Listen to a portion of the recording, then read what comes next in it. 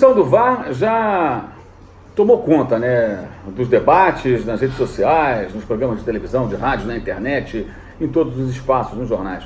É importante frisar que não é preciso ser contra a utilização do árbitro de vídeo para debater o assunto. Eu, por exemplo, não sou contra o árbitro de vídeo, mas eu acho que existem vários aspectos, vários pontos aí a serem discutidos, a serem debatidos, né? Não dá para tratar dessa maneira maniqueísta, né? O árbitro de vídeo é a salvação, se você é contra o futebol. Não é uma bobagem, você quer a injustiça. Não, não é isso, não se trata disso. Essa é uma postura, aliás, é uma maneira, digamos, pouco inteligente de tratar a questão. Então, para deixar bem claro, eu não sou contra o árbitro de vídeo, mas acho que o debate é necessário e que existem vários pontos a serem discutidos. Eu vou citar alguns deles. Primeiro deles eu falo já há muito tempo. As pessoas não sabem, a maioria das pessoas não sabe que quando em casa você vê uma transmissão de futebol, as imagens que chegam na sua tela, na tela da sua TV, elas são selecionadas por alguém, são selecionadas por um diretor de TV. Quem seleciona as imagens que chegam para a equipe da sala de VAR? Tem jogos com 6 câmeras, tem jogos com 20 câmeras. Eles recebem todas as imagens. Como é que eles fazem essa seleção? Eles conseguem visualizar todas as imagens para tirar as conclusões sobre lances polêmicos? Isso para mim não está muito claro. Me parece que não existe um padrão muito bem estabelecido, né? Esse é um ponto. E se o diretor de TV faz uma seleção das imagens que vão para a equipe do VAR, ele está participando da arbitragem. Quem é esse cara? Ele tem um poder imenso nas mãos.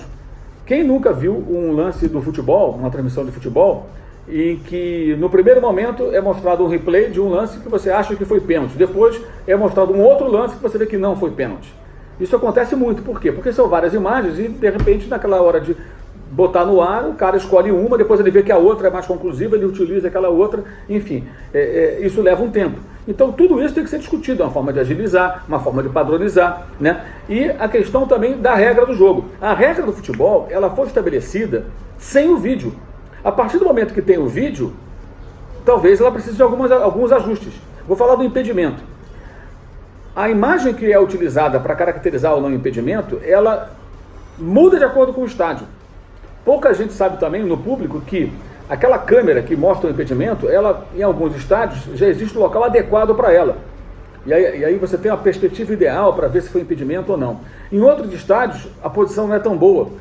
Há também estádios onde não há o local adequado para posicionar essa câmera. E eles montam um praticável, uma espécie de uma plataforma, onde o câmera fica ali com o seu equipamento. E às vezes você vê a imagem não da linha do impedimento, mas bem na diagonal, né, numa outra perspectiva, que pode gerar ilusão de ótica, pode não ser conclusivo. Isso acontece demais em jogos até de Bundesliga, campeonato inglês, campeonato italiano, espanhol, não só no Brasil, acontece no mundo inteiro, pode acontecer até na Copa do Mundo. Então, esse é um outro aspecto. Dependendo do estádio, você vai ter uma visão diferente do mesmo lance. E não há um padrão. As câmeras continuam sendo colocadas em locais que mudam de acordo com o estádio. Esse é um outro ponto. E a questão da justiça no futebol. Vamos pegar o exemplo do jogo polêmico da semana, né? O jogo do Manchester City contra o Tottenham. Na letra fria da lei, é óbvio que você vendo aquela imagem, o Agüero tem impedido, não se discute. O gol bem anulado, ponto final. Não é esse o ponto, gente. O ponto é outro, na minha visão. A regra do impedimento, ela é estabelecida sem o vídeo. Se não existisse o VAR, a maioria das pessoas provavelmente diria o seguinte: não estava impedido o Agüero, mas é um impedimento milimétrico, o impedimento da televisão. O Bandeira não teve culpa, como é que ele ia perceber aquilo? E passaria.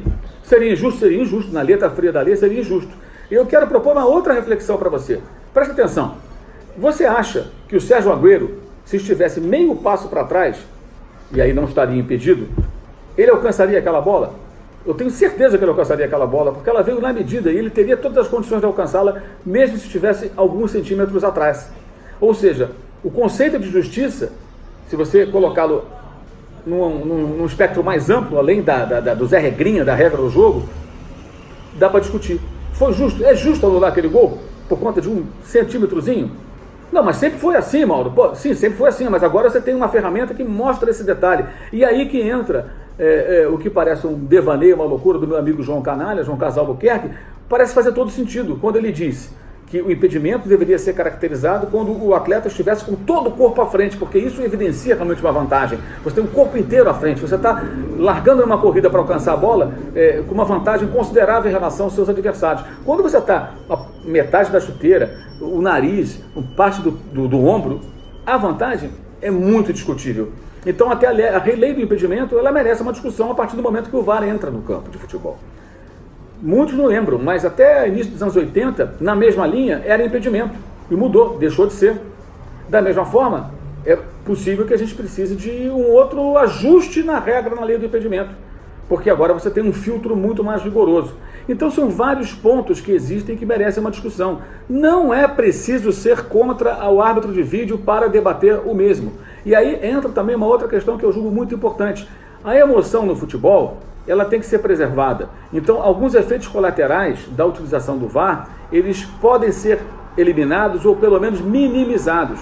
De que maneira? Discutindo e buscando meios de fazê-lo. E não aceitando como se fosse uma seita, é assim e acabou. Isso é uma tolice, gente. A gente tem que debater o assunto, tem que se aprofundar no tema, a gente tem que procurar encontrar a melhor maneira, né, de fazer com que o VAR, o árbitro de vídeo, ajude o futebol sem criar situações frustrantes.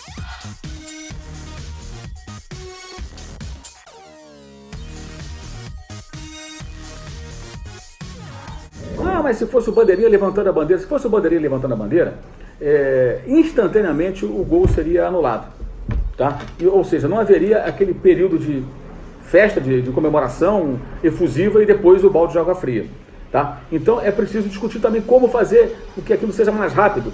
Como eu não sei, não tenho essas convicções todas, não tenho essas certezas todas, tenho muitas dúvidas e acho que a gente precisa debater o assunto, discutir o assunto, para tentar chegar na melhor forma de aproveitar o vídeo de forma que ele possa ajudar o futebol e não ser um agente de mais polêmica e que gere em alguns casos uma falsa sensação de justiça, que pode até não existir. É isso. Eu sou pelo debate, sou a favor do árbitro de vídeo, mas sou pelo debate, sou pelas reflexões, sou pelas discussões sobre o futebol e essa nova ferramenta que veio para ajudar, mas que eventualmente pode atrapalhar, né? E pode até servir, gente, atenção porque eu vou falar, até de instrumento para que árbitros incompetentes, até mal intencionados, manipulem ainda mais o jogo de futebol, tá? Isso também é possível, porque os caras, como o Arnaldo Ribeiro tem dito lá no Linha de Passe da ESPN Brasil, os caçadores de pênaltis, o cara pode com o VAR caçar pênaltis e determinar vitórias para um lado ou para o outro, de acordo com o seu bel prazer, olhando mais para um lado e olhando menos para o outro, por exemplo. Como evitar isso? Eu não tenho a menor ideia, mas me proponho a discutir o assunto, a ouvir argumentações ponderadas e razoáveis para a gente tentar descobrir de que maneira a gente pode encontrar a saída. Não vai caber a nós a decisão, mas cabe a nós, a todos que estamos envolvidos com futebol, chegar a conclusões e fazer cobranças para que aqueles que decidem um dia parem, olhem e possam fazer os ajustes necessários de maneira que o futebol utilize o vídeo como uma ferramenta que o ajude e não como uma ferramenta que pode parecer o bem e pode trazer alguns efeitos colaterais nocivos ao futebol. E eles podem acontecer, especialmente porque você tem uma intervenção humana no meio disso tudo aí. Ok? Valeu, saudações.